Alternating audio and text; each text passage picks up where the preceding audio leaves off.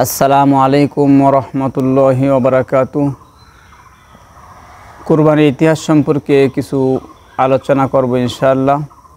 আল্লাহ রাব্বুল আলামিন কোরআনের ভিতরে বলেন, সূরা হজের ৩৭ নম্বর আয়াত, আল্লাহ পাক বলেন, লা ইয়ানালাল্লাহা লুহুমুহা ওয়ালা দিমাউহা ওয়ালাকিন ইয়ানালুহুত তাকওয়া মিনকুম।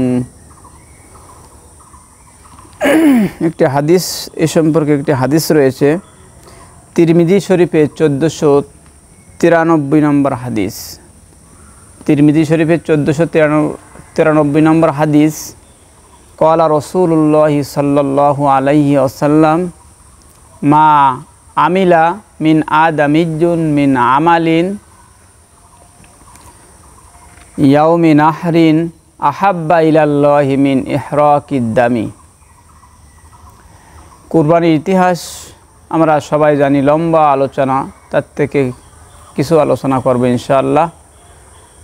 কুরবানির ইতিহাস, এই কুরবানিটা আমরা কোন জায়গা থেকে পেলাম এবং কোথার থেকে আসলো এই সম্পর্কে জানা। তার আগে একটি বিষয় হলো, আরবি 12টি মাসের ভিতরে সব থেকে আল্লাহ তাআলার কাছে বেশি গ্রহণযোগ্য, বেশি প্রিয় হলো 4টি মাস। সেই 4টি মাস হলো, 1 নম্বর জিলকদ, জিলহজ, মুহররম আর রজব। ধারাবাহিকভাবে 3টি মাস আর একটা রজব মাস। এই 4টি মাস, এই 12টি মাসের ভিতরে 4টি মাস সব থেকে আল্লাহ তাআলার কাছে বেশি প্রিয় এবং গ্রহণযোগ্য। রাসূল সাল্লাল্লাহু আলাইহি সাল্লাম জানিয়েছেন, এই 4টি মাসের ভিতরে আবার একটি মাস বেশি প্রিয়, সেই মাসটি হলো জিলহজ মাস। এই আমাদের সামনে কুরবানি আর বেশি বাকি নাই, হয়তো 9 দিন বাকি রয়েছে। তো এই 4টি মাস, তার ভিতরে জিলহজ মাস সব থেকে বেশি দামি, বেশি প্রিয়। কী কারণে? এই জিলহজ মাসের ভিতরে, জিলহজ মাসের অনেকগুলো আমল রয়েছে, হজের আমল রয়েছে, কুরবানির রয়েছে।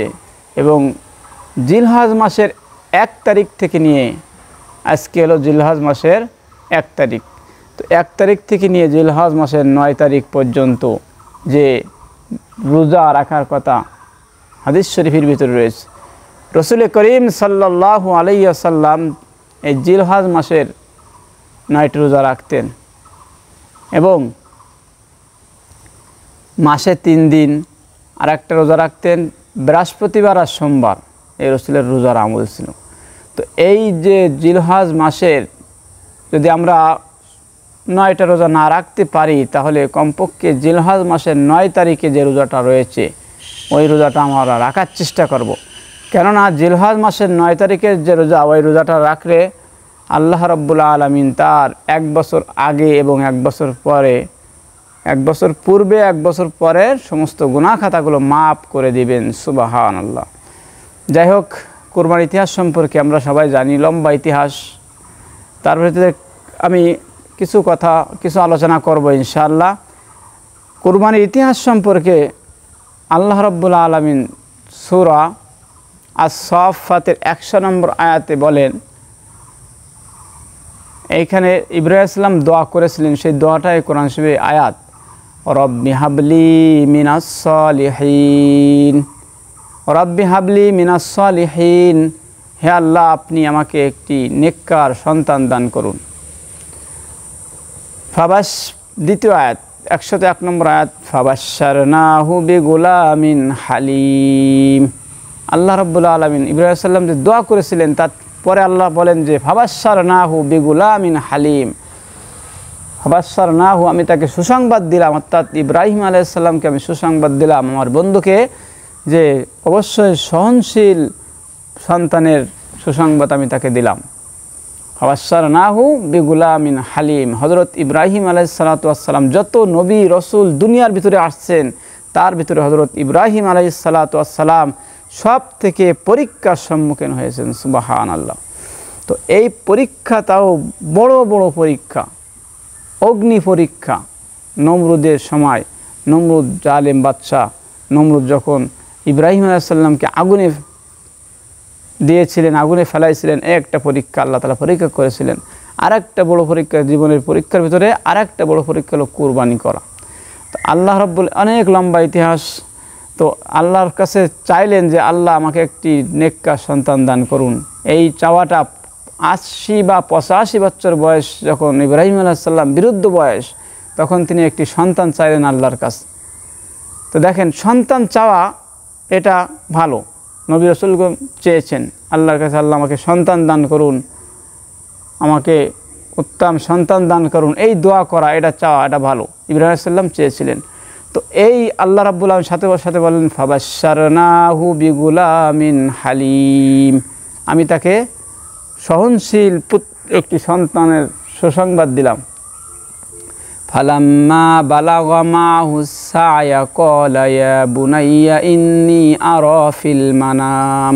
আর আয়াতে আল্লাহ পাক বলেন 102 নম্বর সূরা সফফাতের 102 নম্বর আয়াতে আল্লাহ পাক বলেন ফালাম্মা বালাগা মাহুস সায়া ক্বালা ইয়া বুনাইয়া ইন্নী আরা ফিল মানাম। ফালাম্মা বালাগা, তিনি যখন পৌঁছে গেলেন, অর্থাৎ হযরত ইসমাঈল আলাইহিস সালাম যখন পৌঁছে গেলেন কোথায়? ফালাম্মা বালাগা মাহুস সায়া, যখন তিনি চলাফেরা করা এবং কাজকর্ম করার মতো বয়সে পৌঁছায় গেলেন, অর্থাৎ আপনার 12-13 বছর, এরকম অনেক রিওয়ায়াত রয়েছে। তা কোরআন শরীফে যেটা উল্লেখ রয়েছে যে তিনি যখন কর্ম করার বয়সে পৌঁছায় গেলেন, অনেক সময় দেখা যায় ছেলে বাবার সাথে কাজকাম করে টুকটাক, মানে এটা ছোট বয়স। তো এই যখন তিনি চলাফেরা করা কাজকর্ম করার বয়সে পৌঁছায় গেলেন, ফালাম্মা বালাগা মাহুস সায়া ক্বালা ইয়া বুনাইয়া ইন্নী আরা ফিল মানাম। ইব্রাহিম সাল্লাম বলেন ক্বালা ইয়া বুনাইয়া, হে বৎস, হে আমার সন্তান, হে আমার ছেলে, ইন্নী আরা ফিল মানাম, আমি স্বপ্নে দেখতেছি যে আমি তোমাকে জবে করতেছি। ইন্নী আরা ফিল মানামি আন্নী আযবাহুকা ফানজুর মাযা তারা, যে আমি তোমাকে কি করতেছি? জবে করতেছি। ইব্রাহিম সাল্লাম তার পুত্র ইসমাঈল আলাইহিস সালামকে বললেন, আমি স্বপ্নে দেখতেছি যে আমি তোমাকে কি করতেছি? স্বপ্নের ভিতরে জবে করতেছি। আন্নী আযবাহুকা ফানজুর মাযা তারা। এবার পুত্র বা কেমন দেখেন, ক্বালা ইয়া আবাতি ফাআল মা তুমার, হে ক্বালা ইয়া আবাতি ফাল, হে আমার পিতা, হে আমার পিতা, ক্বালা ইয়া আবাতি ফাল মা তুমার, আপনাকে যে আদেশ দেওয়া হয়েছে সেইটা আপনি করুন। সাতাজিদুনি ইনশাআল্লাহু মিনাস সাবিরিন।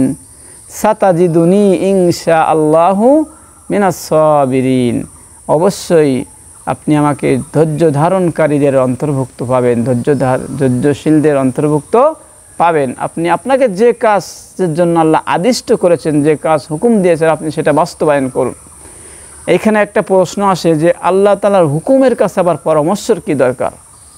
কেন তার পিতা সন্তানের কাছে পরামর্শ করলেন? পরামর্শ করাই ছাড়াই তো হইতো। অর্থাৎ আল্লাহ তাআলার হুকুম যখন আসে, কোনো পরামর্শ নেই, সাথে সাথে হুকুম পালন, মানে পরিপূর্ণ করা। এখানে একটা শিক্ষণীয় বিষয় যেটা হলো, সেটা হলো যে ইব্রাহিম সাল্লাম তার ছেলে ইসমাঈল আলাইহিস সালামকে তিনি পরীক্ষা করলেন যে আমার সন্তান আল্লাহ তাআলাকে কতটুকু ভয় করে, আল্লাহ তাআলার হুকুমকে কতটুকু সে মানে, আর আমার কথা কতটুকু মানে, আমার কথার সে আল্লাহ তাআলার হুকুমকে প্রাধান্য দেয় কিনা।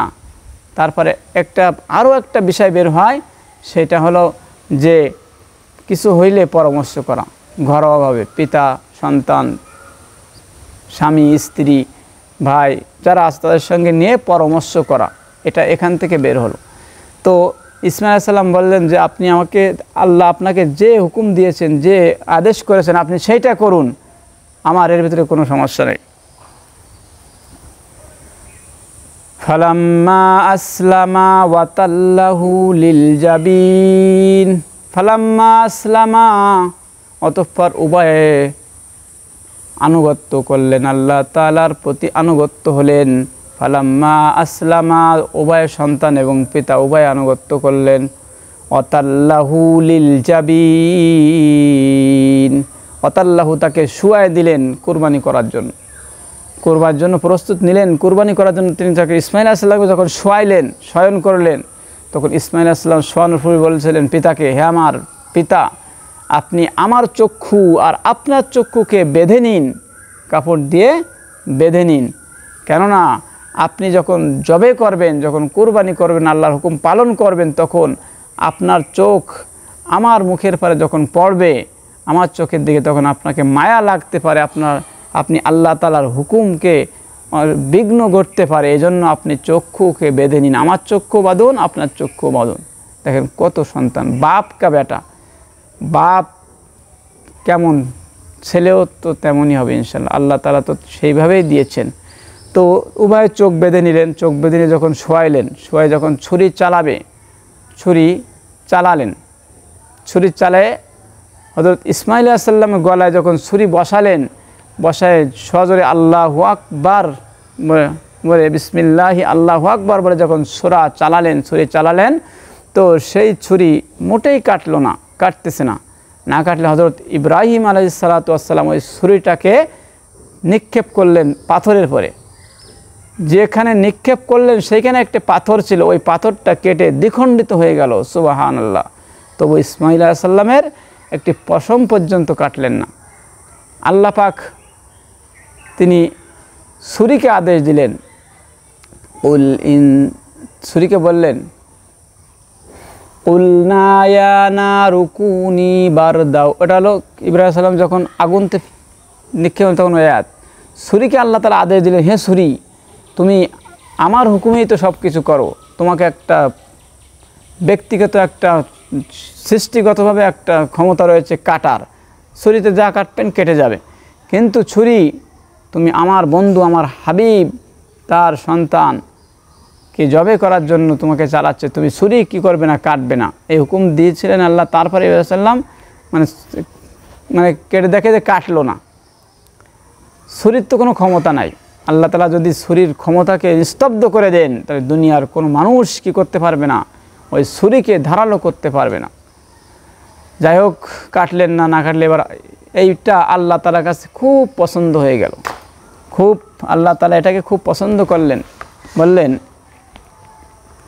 অনাদাইনাহু আইয়া ইব্রাহিম, আল্লাহ পাক বলেন, অনাদাইনাহু আইয়া ইব্রাহিম, হে ইব্রাহিম তুমি সফল কাম হয়ে গেছো, তোমার আর দরকার নেই, পরীক্ষায় তুমি পাশ করে গেছো। অন্য পরীক্ষায়, সব পরীক্ষায় ইব্রাহিম আলাইহিস সালাম 100% পাশ করে গেলেন, এই কুরবানির পরীক্ষা আল্লাহ ইব্রাহিম আলাইহিস সালাম 100% পাশ করে গেলেন। তো এই কুরবানির অনেক লম্বা ইতিহাস। তো দেখেন এখানে আল্লাহ তাআলার সাথে সাথে জান্নাত থেকে একটি দুম্বা নিয়ে হযরত জিবরাইল আলাইহিস সালামকে বললেন, জিবরাইল দ্রুত চলে যাও, জান্নাত থেকে একটি দুম্বা নিয়ে হযরত ইব্রাহিম আলাইহিস সালাতু ওয়াস সালামের সামনে রাখো, আর ইসমাইল আলাইহিস সালামকে তুমি পাশে বসিয়ে রাখো। ইব্রাহিম আলাইহিস সালামের সামনে দুম্বা রাখলেন, আর দুম্বা পরের বার ইব্রাহিম আলাইহিস সালাম ওই ছুরি আবার নিয়ে এসে আবার বিসমিল্লাহ আল্লাহু আকবার বলে যখন ছুরি চালালেন, তখন ওই দুম্বা কুরবানি হয়ে গেল, রক্ত বেগে বের হয়ে ইব্রাহিম আলাইহিস সালামের হাতে যখন লাগলো, ইব্রাহিম আলাইহিস সালাম মনে করলেন, না এবারে হলো কি হলো, কুরবানি হয়ে গেছে। চোখ খুলে দেখে যে দুম্বা কুরবানি হয়ে গেছে। এখানে বিষয় হলো যে ইব্রাহিম আলাইহিস সালামের যে মানে কুরবানি করা, সন্তানকে জবে করা, এটা আল্লাহ তাআলার উদ্দেশ্য না।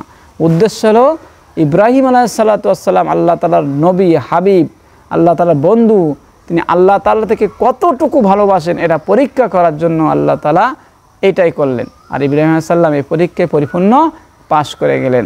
আর এই ইব্রাহিম আলাইহিস সালামের যে সুন্নাত, ইব্রাহিম আলাইহিস সালামের যে কাজটা কিয়ামত পর্যন্ত আল্লাহ রাব্বুল আলামিন দুনিয়ার পরে জারি রেখেছেন, জারি রাখবেন। কিয়ামত যতদিন সংগঠিত না হবে ততদিন পর্যন্ত প্রত্যেক বছর লক্ষ লক্ষ কোটি কোটি মানুষ কুরবানি করবে। এই ইব্রাহিম আলাইহিস সালামের এই সুন্নাত, এই ইতিহাসকে সবাই জারি রাখার জন্য আল্লাহ পাক এই ব্যবস্থা করে দিন। প্রিয় শ্রোতাবৃন্দ, হযরত ইব্রাহিম আলাইহিস সালাম পরীক্ষা পাশ করে গেলেন।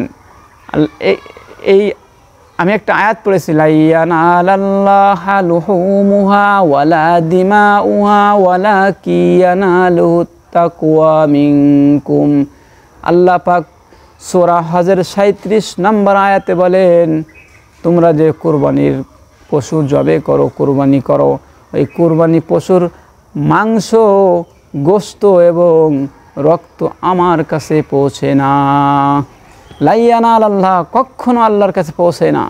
লাইয়ানাল আল্লাহ লুহুমুহা ওয়ালা দিমাউহা, তার রক্ত পর্যন্ত গোশত পৌঁছে না, রক্ত পর্যন্ত পৌঁছে না। ওয়ালাকিয়ানালুহু তাকওয়া মিনকুম, কিন্তু তোমাদের থেকে তাকওয়া, ভীতি, ভয়, এটাই আমার কাছে পৌঁছে। আল্লাহ তাআলার কাছে ভয়, ভীতি এবং তাকওয়া, এটাই আল্লাহ তাআলার কাছে পৌঁছে, অন্য কোনো কিছু কী করে না, পৌঁছে না। যেন আমাদেরকে আল্লাহ তাআলার ভয়ে আল্লাহ তাআলার জন্য কোরবানি দিতে হবে। অনেক লম্বা ইতিহাস, এই ইতিহাস বলে শেষ করা যাবে না, কয়েকটি কথা বললাম। আল্লাহ রাব্বুল আলামিন আপনাকে আমাকে আমল করার তৌফিক দান করুক।